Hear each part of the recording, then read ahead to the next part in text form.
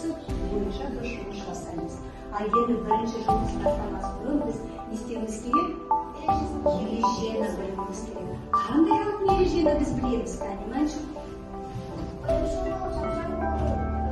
Жақсы, бір бөлген айтып жақсы, тағы. Сюда.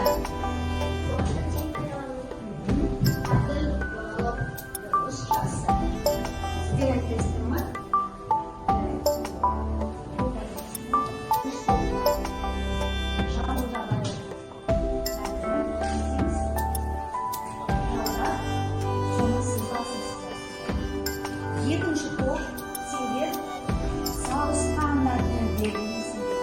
Сол бойынша сендерді сызбалар. Мәтін дегеніміз білесіздер. Бұл қай мәтінге жатады? Неліктен бұл дәрежесіне?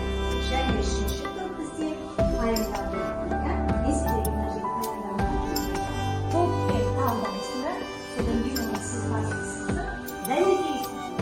Неліктен бұл пайымдау?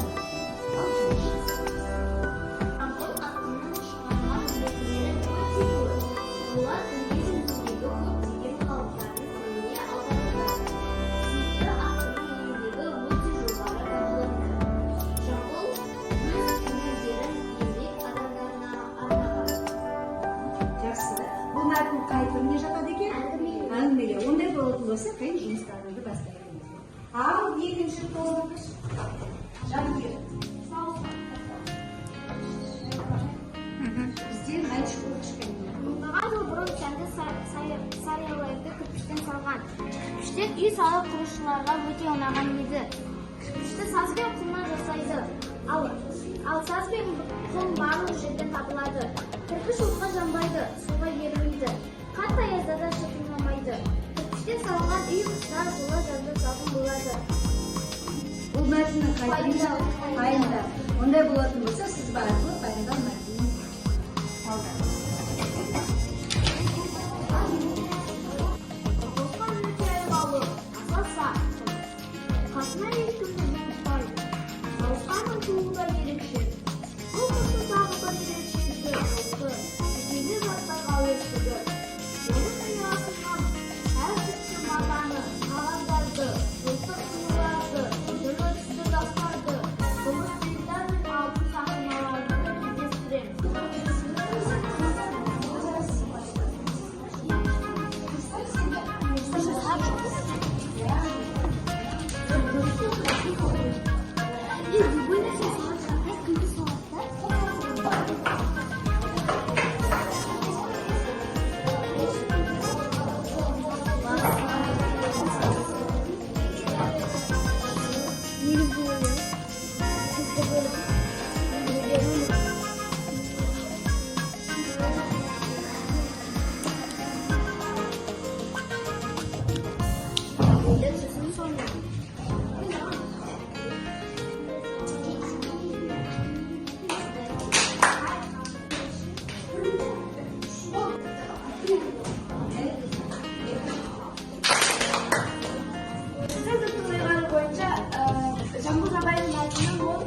Әймелі мәтініне жатады.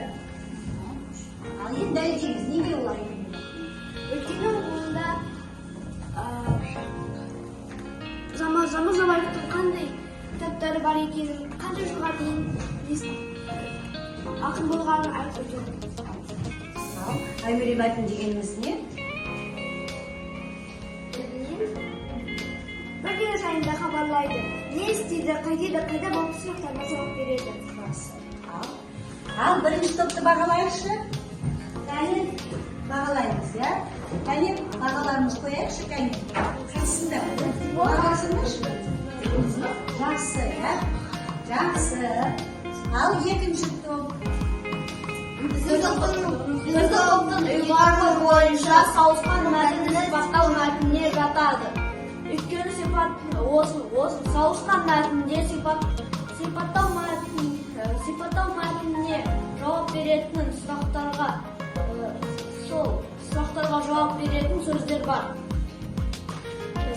Сипаттау мәтіні затты немесе құбылысты суреттейді, сипаттайды. Мәтін негізгі ойы және фән сұрақтарына жауап береміз. Ал енді сипаттау мәтіндеріңіз бұл жерде қалай сипаттау olur? Қандай сөздер арқылы? Örnek сөздер қандай? Салыстан қандай екен? Айлалы, сақ, және сауысқан, жылтыр, алтын, күміс, жылтырақ заттарды жақсы. Жангер, сөйлемнің түрлерін атап қойшы ма?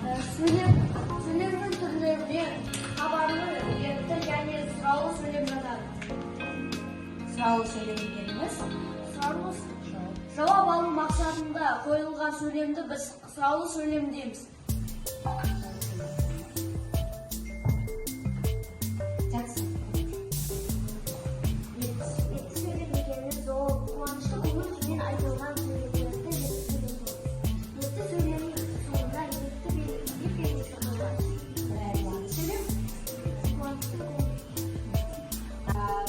Каусар өте жақсы жауап берді, бірақ сәл сөзден қателесті.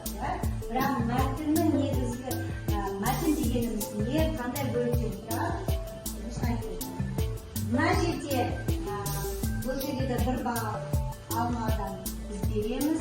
Алихан мен Жангер жауап берді, бірақ әлі де не істеу керек? Толықтыру керек. Жақсы. Мына жерде Айша жауап берді. Жақсы. Далее келеміз толықтыру. Ал енді қазір әрқайсысына мен стикер таратамын. Алмаған